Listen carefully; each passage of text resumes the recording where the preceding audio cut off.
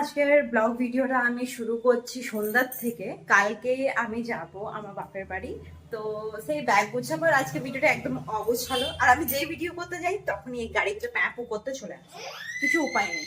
আরে এই যে এনাকে আমি দিয়েছিলাম একটু চিড়া খেতে, চিড়া কোথায় দিয়েছে দেখ, কিছুগুলো এখানে।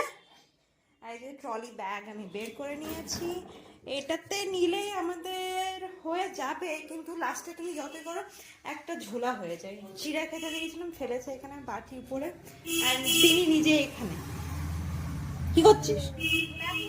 কেন আমি নেল পেন নিলি না? তোমার ওই ভাষা বুঝতে পারছি না আমি। কি করবো, আমি চলে যাব? Bye bye bye.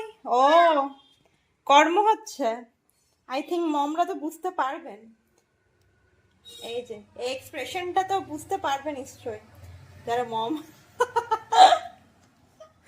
ওর আবার কি অভ্যাস, ও পটি করলে আবার লুকিয়ে লুকিয়ে পটি করে, কেন এরকম করে জানিনি, কিন্তু আমার প্রায় এটাই অভ্যাস যে ও কোথাও আড়াল খুঁজবে বা আমাকে বলবো ওইদিকে যা ওইদিকে যা, তারপরে পটি করে।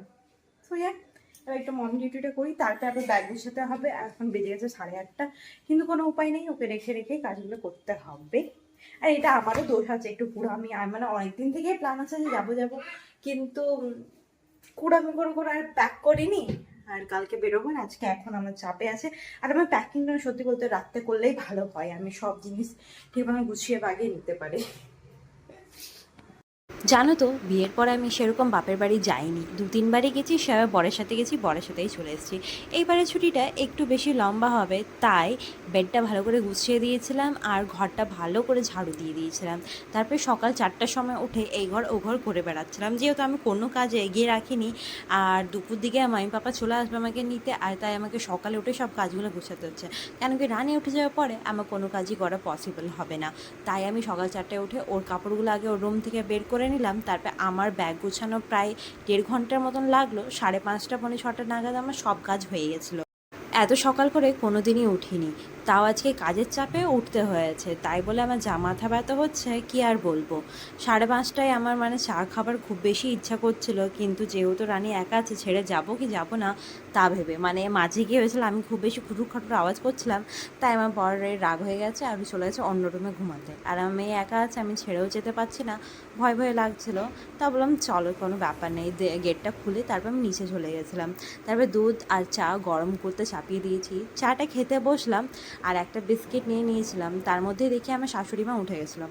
তারপর শাশুড়ি মা, আমি বাপের ঘর চলে যাচ্ছি, তার জন্য লোকটা বেড়ে খুশি, মুখটা দেখতেছো একদম চাঁদের পাড়া হয়ে গেছে একদম। আমার বর যতই হেসে দেখাক না কেন, ওর মনে মনে কিন্তু খুব বেশি কষ্ট হচ্ছিলো, সেটা তো আমি বুঝতে পারছিলাম। আর দেখো আমি এই কুর্তিটা পরে রেডি হয়ে গেছিলাম। এই কুর্তিটা কিন্তু মিশো, যদি কারো ভালো লেগে থাকে তাহলে লিঙ্কের জন্য কমেন্ট করবে, আমি লিঙ্ক দিয়ে দেবো। এর মধ্যে মামি পাপা আবার খেয়ে দেয় আর আমরাও বেরিয়ে পড়লাম।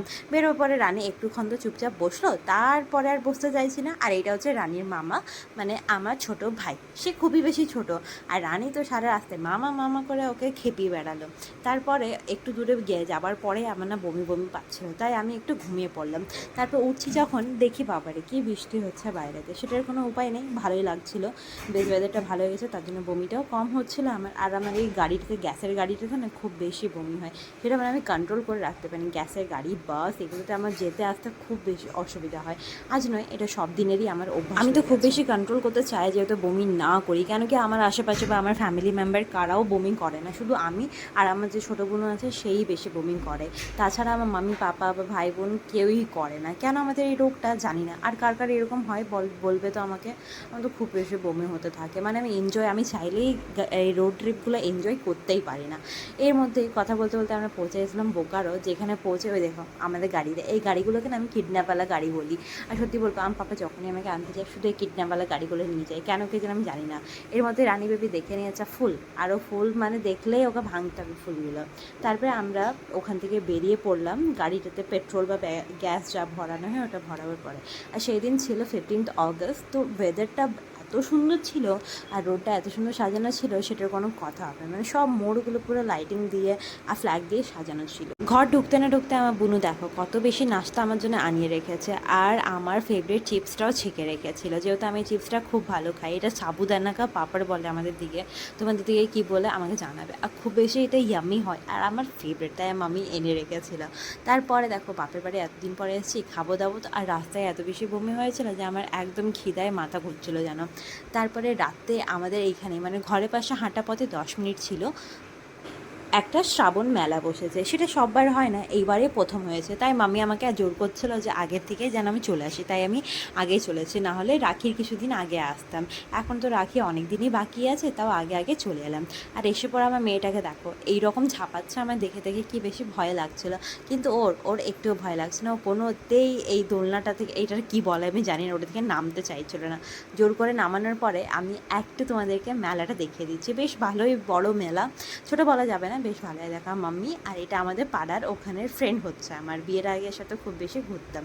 আর দেখো আমি না নাইট স্যুট পরে চলে এসেছি, আমার খুব বেশি অকওয়ার্ড লাগছিলো যেহেতু অনেক বেশি ভিড় ছিল।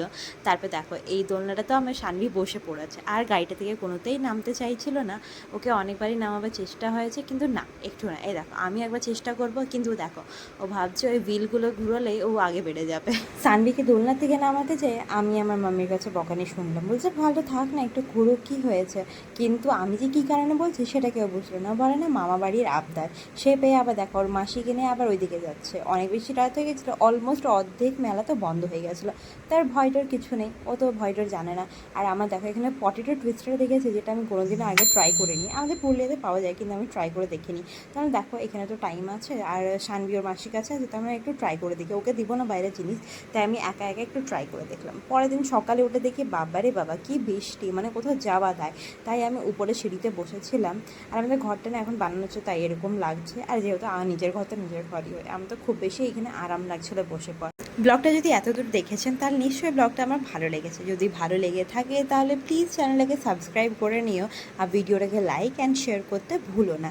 আর হ্যাঁ, একটু সাপোর্ট করলে তো কিছু যাবে না, তাই একটু সাপোর্ট করে দেওয়া। আর এইরকমই ব্লগ আর লাইফস্টাইল ব্লগ, ডেলি ব্লগ দেখার জন্য আমার চ্যানেলটাকে সাবস্ক্রাইব করে নিও। দেখা হচ্ছে নেক্সট ব্লগে, ততক্ষণ ভালো থেকো, সুস্থ থেকো, বাই।